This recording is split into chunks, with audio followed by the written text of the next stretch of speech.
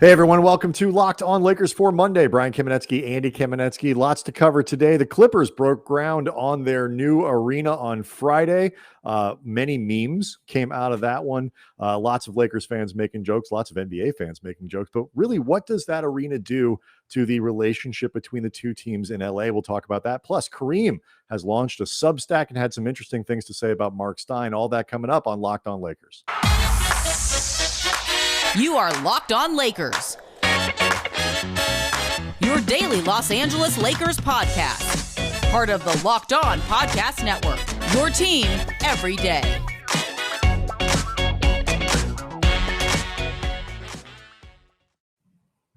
Hey everyone, welcome to Locked On Lakers for Monday. Want to let you know that you can start your week with the latest NBA news and game recaps on the Locked On NBA podcast. Josh Lloyd, host of the #1 fantasy basketball podcast in the world, Locked On Fantasy Basketball, takes you around the NBA's major headlines with the help of our local experts. Follow Locked On NBA wherever you get your podcasts.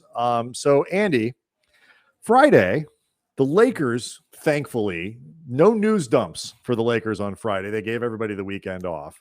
But the Clippers had an event that is certainly got the attention of Lakers fans and is relevant to the Lakers. They broke ground on their new arena. It's going to be called the Intuit Dome, which I always think is weird for an arena. But it's going to be, it's domes or stadiums, arenas are arenas, but whatever, call it whatever. I mean, look, man, every single one of these arenas and stadiums, domes, whatever the hell you want to call them, in the modern era of big time moneyed naming rights, they all sound stupid.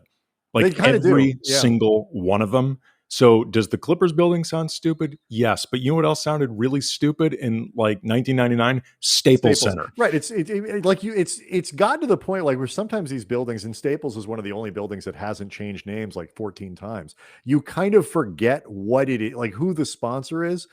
Like it's an office supply place. It's like literally like where you go get staples and paper and stuff. You and I live in Los Angeles. I'm telling you right now, whatever company it was that plunked down that money for the Coliseum naming rights, good for them. I'm sure they crunched the numbers. They know what they're doing. No clue what it's called. Don't care. We'll never call it anything other than Coliseum. Right, and SoFi is going to be forever SoFi. And somebody's going to come along in 15 years and they're going to change the name and still everybody's going to call it SoFi. Yeah, but anyway, so the new building down in Inglewood, the renderings are gorgeous. It's going to be a beautiful building, a couple $2 billion of his own money that Steve Ballmer is plunking down for it. Lots of different things to get into, including like there are some real impacts, I think, for the Lakers and what will eventually become of that rivalry between the Lakers and Clippers. But I think the first place to start is just the production of it, because if you ever wanted a contrast, and I'm going to say, I don't mean this in a bad way, but it's going to sound condescending, and it kind of is. Certainly don't mean it in a good way. I know what's coming. If you ever wanted a contrast between how the Lakers operate and how the Clippers operate aesthetically, I'm not talking about the quality of the executives, but I'm just talking about the messaging and the branding that gets put out there. We got it on Friday. I mean, that was the most Ballmer event that I think you could possibly stage, with cheerleaders all over the place, Clipper Darrow flying around and the stupid condor flapping everywhere, and synth pop, and players looking at this, and the famous meme now of Kawhi Leonard face, which is going to be everywhere for everything in all eternity. Just aghast at how cheesy the whole thing was. You had LeBron chiming in to make fun, like, and laugh at Kawhi's reaction to the whole thing. I mean, it was all out there on display. Well, I mean, to be fair to Kawhi and Paul George, who have been captured so much just sitting there, arms folded, looking bored as the band was playing in this one moment. If you watch the entire Clippers section, Steve Ballmer actually isn't reacting either. Like every single person, other than one person, there's one, I don't know who it is because this person's wearing a mask, but they're clapping along, probably worried they're going to get fired if they don't. Exactly. Very concerned. Look, if I was at that press conference, I would have been up there. I would have been dancing. Kidding? Like, whatever you need, Steve. I'd have whipped my shirt off. I'd have had a lighter out. Whatever you got to do. I'd have been yelling "Freebird," like whatever, man. But like, if you watch them, everybody seems kind of aware that the whole thing is ridiculous. The band that's playing, by the way, Fits and the Tantrums, like they Glad they may got be both. I mean, sometimes you can only get Fits or the Tantrums, but it's hard to get them both. they may be a perfectly great band. They may be a band that if I heard more of their stuff, I'd actually really enjoy. You could not come up with a more stereotypical white indie band name. Like if that had been your focus group goal. Like if you had put a bunch of white dudes in a room together, like that are music geeks at the coffee shop, and said, "Come up with the name of the band that you would start, Fits." Like they'd come up with Fits. Well, it's funny, but it's like, we've covered the Lakers for a very long time. And the production value between the Lakers and Clippers has always been different. And getting into the fact that just the simple fact that the Lakers do the theater lighting inside Staples Center and the Clippers do not, it creates a very different in-game experience. And the Clippers don't do it. But when Steve Ballmer took over the team, and again, excellent. If I were a Laker fan, a fan of a team, I would want Steve Ballmer to be my owner. A lot of this is just aesthetics, but like it's as if he got there and we all know, hyper enthusiastic about everything. And the contrast became even more stark because I remember the first game I went to see after Ballmer took over the team. It's like they've got acrobats and I picture him going to the marketing people and the PR, the in-game entertainment guys. Okay, still Steve, we've got the Clippers cheerleaders. We've got some acrobats that we come out. We're inventing a mascot. We've got some jugglers, and he's like, great. What are we doing for the second time out?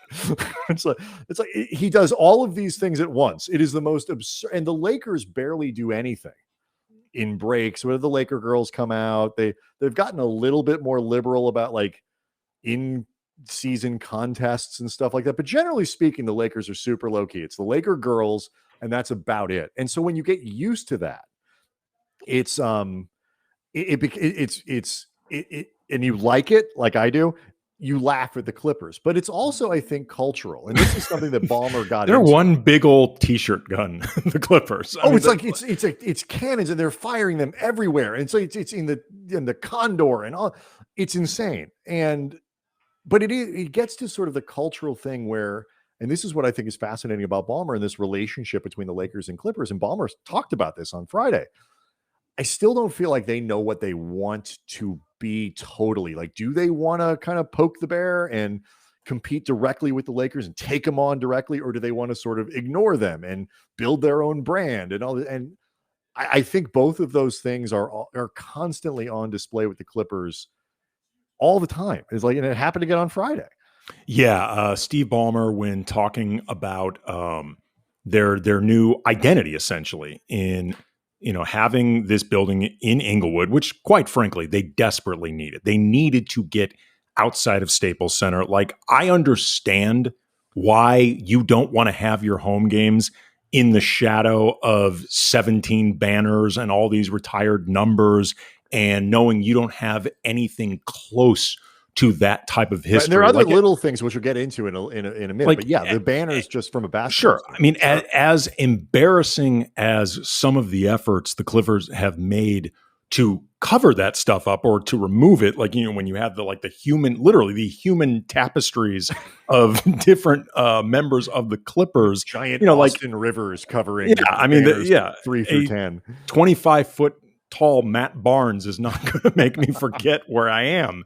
If I'm either the Lakers or I'm an opponent of the Clippers, or you're a fan of the Clippers. And again, all of this makes sense. This is something the Clippers really needed.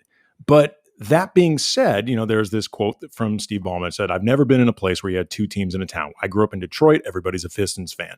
And I think that for enough years, the Clippers were bad enough, everyone could just ignore the Clippers." That is true. We're now good, and we're going to be good year in, year out, which, by the way, also true. They probably will be for a while. We're going to build our own building, more of our own identity, more of our own personality. And I think some of the fans on the other side, if you will, it's like, what? You dare question our supremacy? No, we do. There's 30 teams in the league. There's 29 others. And we got one that happens to be based in LA. And we've got our fans. We use our expression LA our way. And we're building our own presence, identity. And if the other guys feel a little threatened, the other guys' fans, I mean, the players are actually a little different deal. But if they feel threatened, that's okay. It means we're doing good. Brian, there is a lot to unpack from that. And let's do that because there's the fan thing, and then there's the practical basketball impact here. The franchise thing. Yeah, all of it. All of which is very relevant and potentially quite exciting, I think, for LA basketball generally. And so we'll do that next. Locked On Lakers brought to you by Sweatblock. There are a few things in life that are just not fun to talk about. And one of them is excessive sweating. Like when you are just sweating through your shirts and your entire wardrobe for no particular reason. It's nice outside. You're in air conditioning. That is embarrassing. I don't have to worry about that. So that's why. You know what you look like, Andy, at that point? Steve Ballmer. Steve Ballmer needs this product. Yes, he does. That man does. Is a sweater. Yes, oh my. I had never thought about it before, but my God, he should be buying into the company. That's why I use, and Steve Ballmer should use Sweatblock antiperspirant wipes. Man just spent $2 billion on an arena. He could just buy this company. Yeah, I mean, he was sweating his ass off during that groundbreaking. It's stronger. It's more effective. The most clinical antiperspirant. Apply it at night before bedtime. Next morning, you wake up, you wash. If you're Steve Ballmer, you scream until your face is all red. Then you go about your day without worrying about sweating. Not their title sponsor of the jersey.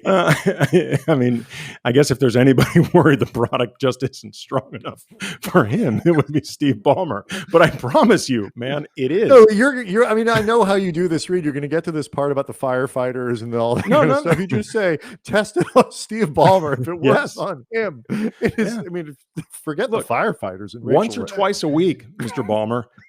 And stay dry the entire time. Or, not that this matters to you, but your money back.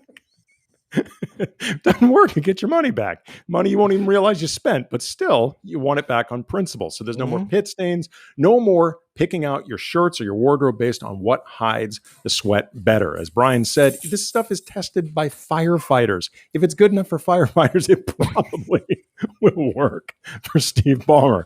So check out Sweatblock. Get it today for $20. Sweatblock when like they get the order from Ballmer, they're like, no. I was going to say, I hope we're not putting Sweatblock in a difficult position. Like they're hearing this now going, Jesus, guys, don't do this. Get it for $20. The best breed of all time in the world. Yeah, we just lost Sweatblock. Get it for 20% off at sweatblock.com with the promo code locked on or at Amazon CVS. I'm just going to breeze right through DirecTV here. Does this sound familiar to you, Andy? You've got one device that lets you catch the game live, another lets you stream your favorite shows. You're watching sports highlights on your phone. You've got your neighbor's best friend's login for all the good stuff. I want to tell you about a simple way to get all that entertainment. Makes me sweating, man. I freak out. Great way it is. It's tense. It's tense. It's very tense. Get your TV together. It's called DirecTV Stream. It brings your live TV and on-demand favorites together like never before, so you can watch your favorite sports, movies, shows all in one place. It means no more juggling remotes, no more need to buy another device ever again. The best part, there's no annual contract, so get rid of the clutter and the confusion. Get your TV together with DirecTV Stream. You can learn more about it at directtv.com. That's directtv.com. A compatible device is required and content varies by package. I never know, like some people I think are OLED. They like to say OLED or OLED. I don't know where I come down on that one, so I kind of just do both. Anyway, so the Clippers. Where do you want to start with this? You want to go back to the fan thing or the franchise thing? I know you had some thoughts. What I think is interesting about this with the Clippers is they are definitely in a place now where they're really good and they are carving out their own identity by virtue of just being a better franchise, being a quality team. They've got now two superstars in Paul George and Kawhi Leonard. I mean, whatever verbiage you want to use from if Kawhi's not hurt this year, the Clippers are a legit Western Conference, right? I meant more like in terms of all-star versus superstar versus blah blah blah blah. You're talking about two all NBA caliber players. That makes you really damn good, and they've got two of those guys, and they play well together. And the Clippers are built to be good right now. They are credible, all of that, and the reality is, whether or not they carve out a space in Los Angeles in terms of the consciousness of this city, or that doesn't happen, they are definitely creating an identity. And that should be the number one goal. I think it is the number one goal. Yet, they just can't seem to help themselves when it comes to trying to poke the bear and take shots at the Lakers that are largely unsolicited, but I think even more so, largely unwise and leave you very susceptible to being Sideshow Bob stepping on the rake and just slamming that rake into your face. Streetlights versus spotlights, for example. Sure, or just what Steve Ballmer just said in talking about the building when he says that, this rubs some Laker fans the wrong way. You know what? He may actually be right, but until you actually have, a finals appearance, much less a title, much less multiple titles, it just sounds stupid to say, whether it's correct or not. Right. Whether it's correct or not is irrelevant. I do agree with him that I think there is a cross section. It's impossible to know how big it is. I mean, look, Lakers fans enjoy, especially now that the Clippers are good and there's a legitimate rivalry developing inside the city from a basketball standpoint. The Lakers fans will absolutely, this is what happens. It's a good thing for the Clippers, by the way, that the Lakers fans care enough to bother. But, there's this cross section of Lakers fans. I don't know how big, who are a little bit they protest too much, I will say. Like when they say they don't care about the Clippers, they don't care what they do. They care a little bit. You don't want care. They're good. Right. You don't want the Clippers to be better than the Lakers, and you're a Laker fan, and you shouldn't want that, like you say. But there's zero currency in Ballmer talking about it. Just go try to win. And that's, I think, where they struggle, and where the Lakers, I think, do so much better is in style, in terms of style versus substance. The Clippers have done substance, I think, pretty well. And it's hard to argue with the what they've done building the team. They drew Kawhi here. They drew Paul George. They've built a good team. They got Ty Lue. They are a good team. And like you say, are going to stay that way. And this building will help with that. But style wise, you can't force these things. It's like when Kobe tried to name himself Vino. It was a rare misstep, like from Kobe. It's like you don't get to give yourself your own nickname. Or I was going to say a more tragic example. Everybody thinks Sasha Vujacic gave himself the nickname The Machine. He didn't. No. He actually didn't give himself that nickname, but through a bad game of telephone, everybody thinks Sasha gave himself the nickname, which is, no disrespect to Sasha, a ridiculous nickname for Sasha Vujacic. And the poor guy got stuck with something he didn't ask for. Right. It's in the same way that Marcelo Huertas, it's a deep cut for Lakers fans. What was his? He's the catalyst. He's the catalyst. He's the catalyst. Very deep cut for Lakers fans, but one that is undoubtedly a favorite. The ones who know. That's right. But what I think is interesting about this, or one of the things that's interesting about it, is over time, and the Clippers are supposed to move into this building in the 24-25 season, so 3 years after the one we're going to have. Mm-hmm. So there's a little bit of time. Both of these teams could be in kind of a transition point based on their rosters and the age and options and all this stuff. So it's hard to know exactly what it's going to look like, but the Clippers 100% will benefit from being in their own building. Little things, scheduling. The Clippers play 12:30 Saturday games that they're not going to have to play. They're the third tenant at Staples Center. They're the first and only tenant that matters at Intuit, and they're going to be everything that gets scheduled there, whatever concerts, whatever second teams, whatever. It's all going to start with the Clippers, and they'll fill in. They're never going to get bumped for fits in the tantrums. They are not. But the other thing they're not going to get bumped for is the Grammys. And so the weird scheduling that comes with that, the Clippers won't necessarily have to have a Grammy trip. The Lakers will. I don't know exactly what the NBA, how that schedules out and all that other kind of stuff. They're going to have the practice facility and their game facility. Everything's going to be in one spot. That is something that players typically enjoy. Although the Clippers facility is nice. There's nothing wrong with it. I'm curious to see what happens to it. From a competitive standpoint, normally a building that opens is a huge boon to a team because it brings tremendous amounts of revenue. You can argue about how much revenue, this, that, whatever. I think that may be the one thing that's slightly less impactful in this regard than maybe a typical new building like Milwaukee, for example, where the owners aren't Steve Ballmer, who's worth $108 billion. But it can't hurt to have new revenue and a cool new building. And they're a draw. And over time, like, I think the one thing that Lakers fans, if they still think this, Clippers are always going to clip. No, like they are. I think it's fair to put them in there perpetually as a team that is always going to be in contention. There will be years where they're not, in the same way that the Lakers are going to have off years here and there.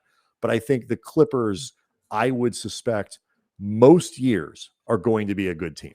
Well, the Clippers may still clip moving forward. That Clippers going to clip may be a thing between now and the end of time. But as long as they're under Ballmer's stewardship and his stewardship remains the same, it's not going to be because they are a shit show front office. It's going to be one of two things. Either A, stuff just happens sometimes. B, they will never remove the curse until they formally disassociate with Shelley Sterling, the wife of Donald Sterling, who they let off the hook a lot when it came to the whole transferring of ownership thing away from Donald Sterling. She was involved with a lot of the bad stuff. The image rehab that she tried to pull off with that whole thing. Yes. And was she as bad as him?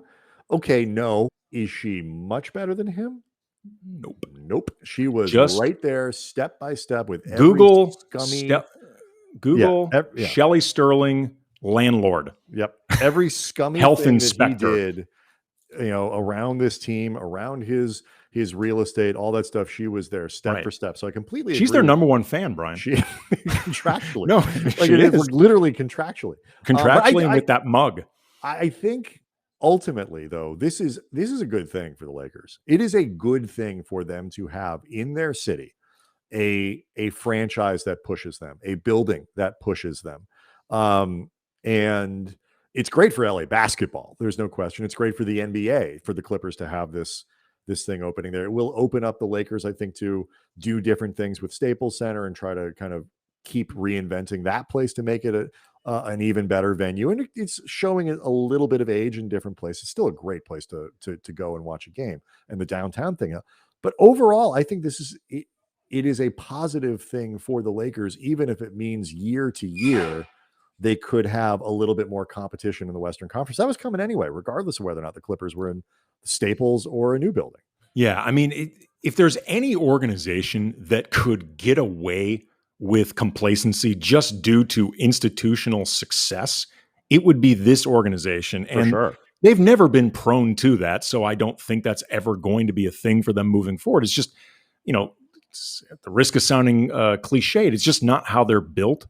But that being said, it's always nice to have something nearby that will crank up that urgency incrementally. In the same way, we saw, Jeannie referring to Ballmer as balls in the email. Yeah.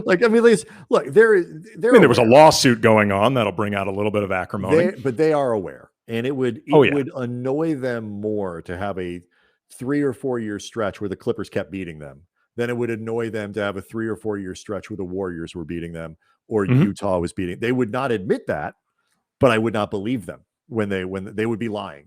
And so to have a team like the Clippers in position going forward to be even more competitive potentially than they are now, ultimately, I think is a good thing for the Lakers, and it's great for basketball fans.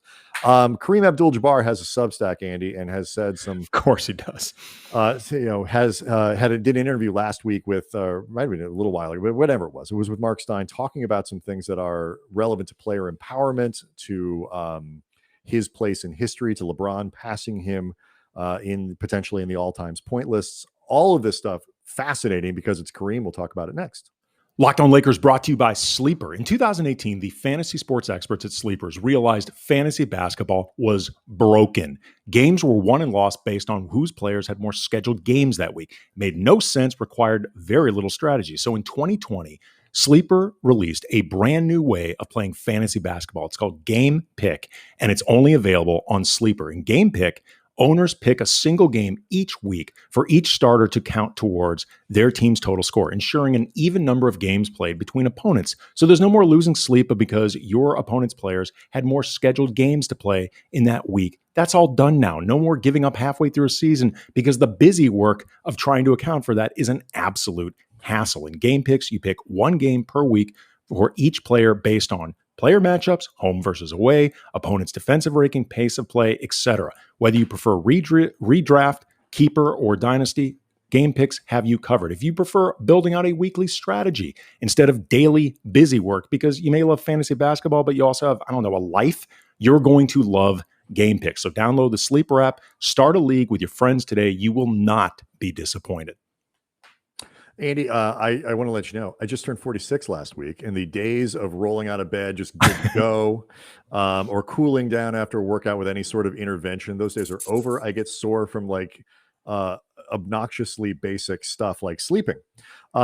So my wife and I, we actually have been using a Theragun for well over a year now, long before we started. You and I started hosting this podcast. But if you don't know, the Theragun, it's a handheld percussive therapy device that releases your deepest muscle tension, uses scientifically calibrated combo of depth, speed, and power. It's quiet. It's not going to wake up the neighbors using this thing. And the Gen 4 Theragun doesn't just feel good. It actually gets to the source of the pain by releasing tension using Theragun's signature percussive therapy, which goes 60% deeper than just vibration alone. Gen 4 of this Theragun. I don't have a Gen 4, but the thing I got is great. The Gen 4, it's even better. There is no substitute for it. The OLED screen and the design make you feel like you're holding something from the future. It just go to their site, check it out. The Theragun app, it learns from your behaviors. It suggests guided routines. Theragun is trusted by over 250 professional sports teams like Real Madrid, elite athletes like DeAndre Hopkins, Maria Sharapova, hundreds. You after a workout, me. I mean, I don't know if I elite. Yes, I am. Try Theragun for 30 days, starting at only $199. Go to therabody.com/lockedon right now and get your Gen 4 Theragun today. That's therabody.com/lockedon, therabody.com/lockedon. We'll tweet it out, the interview that he did with Marc Stein on Marc Stein's Substack, and you should definitely be subscribing to that if you're a basketball fan and you haven't. He was asked about his feelings about LeBron passing him on the all-time points list. LeBron's like 3,000 points away or something like that. If he keeps playing, he's going to do it.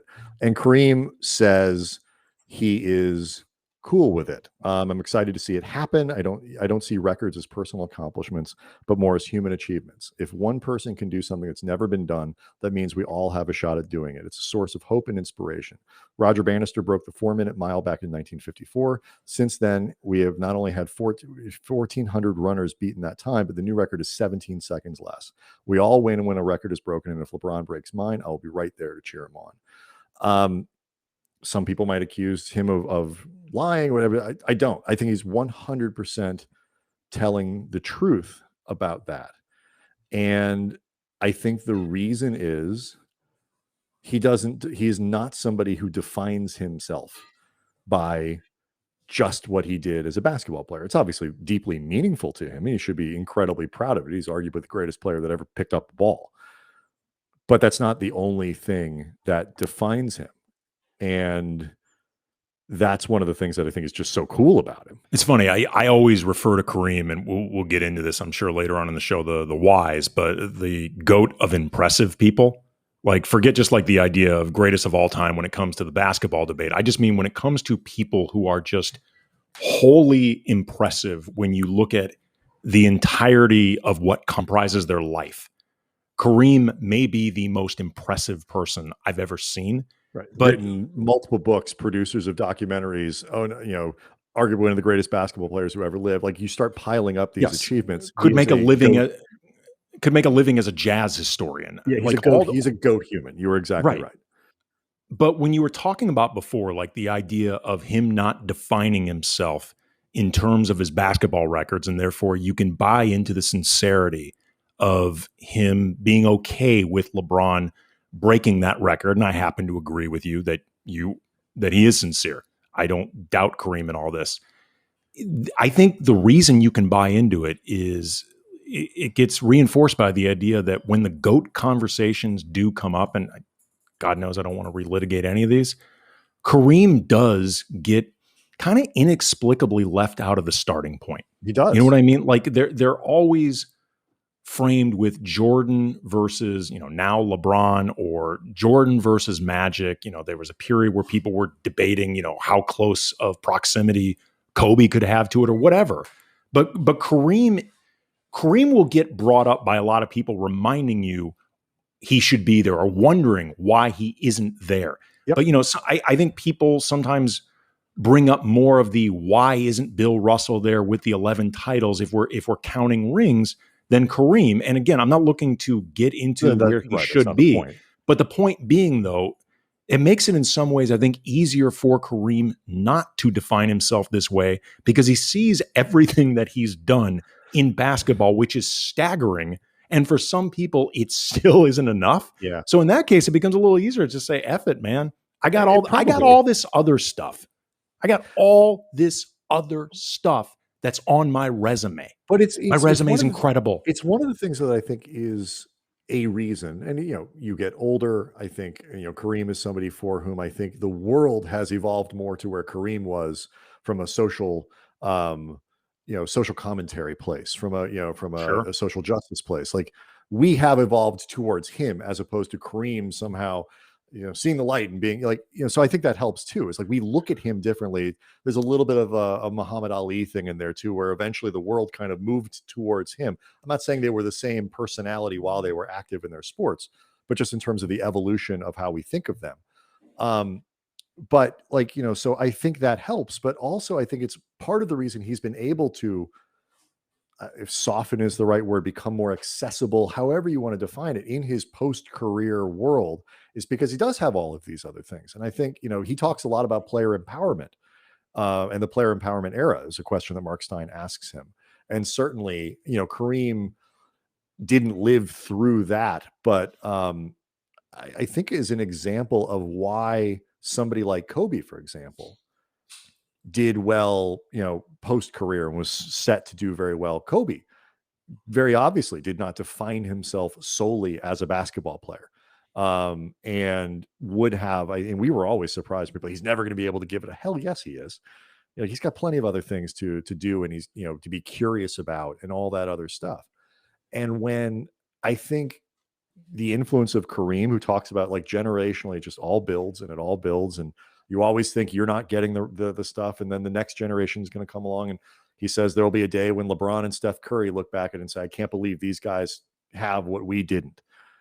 But when it comes to player empowerment, that path from Kareem to other guys, through Kobe into LeBron into Steph, I actually think there are going to be fewer guys, not none, but fewer, who really struggle after their careers are over, both because they all have more money now than they did before, which helps. You can make mistakes when you have $200 million to in the bank, but also because guys are encouraged to be more than athletes now. And I don't think that is unconnected to a person like Kareem Abdul-Jabbar, even in their post-career. Like he says, these things all kind of build on themselves. And I think it's cool that you can kind of draw that line. I do, at least. Yeah, I mean, it's funny when you're mentioning how societally, in a lot of ways, we've evolved more towards Kareem's position when it comes to certain issues, because Kareem, very early in his career, was, an outward, front-facing social activist. And, he caught some heat for that. Certainly changing his name from Lou Alcindor to Kareem Abdul-Jabbar did not please everybody. I think it's fair to say. And things evolved towards him. But also, I think it's important, Kareem also evolved, like in terms of the humanity that he was allowing people to see in him as a person. Like I remember when you and I first started covering the Lakers for the LA Times, and this was for the 2005-2006 season, the first long form interview that I did for that LA Times blog, and really it was the first like long form published interview I'd really ever done before, was with Kareem. Like I got like a 30 to 40 minute sit down with Kareem, which, just side note, intimidating as shit. Yes. I mean, you want to talk about just being frightened at the prospect of how am I going to hold this human being's attention for a half hour and change. But he talked about how, he paid a price, a lot of it self-inflicted, for the adversarial relationship that he had with media. And, it was easy at the time to be a little bit suspicious that some of this was Kareem trying to do damage control because he very outwardly wanted to go into coaching. And no question, for reasons that felt inexplicable, Kareem had no luck whatsoever getting onto staffs. It's the residue of his career. I think that's right. exactly what the explanation was. And, however cynical people may have been about that in the beginning and how accurate that cynicism might have been, what I think has been demonstratively true since then is what we're seeing now is genuine. And Kareem seems to enjoy showing off these sides of himself in ways that weren't always evident before. And it's also a reminder, just people evolve generally, or they should, and things evolve. And like the idea of trying to keep things static and keep it all in a box so it never evolves, it's pointless and it's a waste of time. Like, like the people who sit around debating, like, could this guy play in this era? Like, why do you care? Who cares? Like, I mean, really, why do you care? Like, there's nothing wrong with nostalgia. Everybody gets nostalgia. And if you treat these questions like fun, sure. But like not everyone does that. People are very serious about the answers to these questions. I mean, before I go, like when I was thinking about these comments from Kareem and the way he's encouraging people just to accept the fact, and that things change, whether they're in sports, whether they're Kareem's records, whatever. Like, I know you and I've talked about before that there's a lot of modern music that you and I just don't dig. And we just think that a lot of modern music hasn't been particularly good. I don't. Yeah.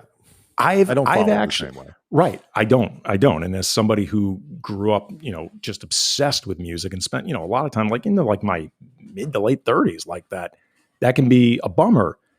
I've actually been learning some new music through my 10-year-old daughter. And some of it's actually really good. And like, there's a fun that comes with new discovery. Like I really enjoy her commandeering, the music on the way to taking her to school, and her introducing me to like Mitski or Jack Stauber, these people I never heard of. Well, you know what? Check them out. Check out Mitski. She's this Japanese like folk singer. Are they like fits in the stressies or whatever they're called? You know what? Fits in the tantrums. I don't know. But like Mitski's this kind of, she reminds me a bit of Fiona Apple, like that sort of thing. Jack Stauber's got like some new wave, some talking heads to him, and it's cool. And like, I would only be having this really enjoyable discovery if I was open to it. So, and it actually, this came to mind when I was thinking about some of the stuff Kareem said. Yeah. I mean, for me, it's just a matter of like, some of it's just sort of bandwidthy. But like what I try not to do is just be like, that isn't what I grew up with, and therefore it's not good. It's I have no idea what it is. It could be good. I just don't know. And I think that's just that is a way. It would be a helpful way for people to look at sports, to say, I don't know. Like I'm unfamiliar with that era. I'm unfamiliar with how that worked. But anyway, so a lot to get to this week. We'll see if the Lakers do anything with that 13th or 14th roster spot. Trying to set up some good interviews for later in the week. So plenty to come as the Lakers inch closer to training camp. Thanks for everybody stopping by. See you next time.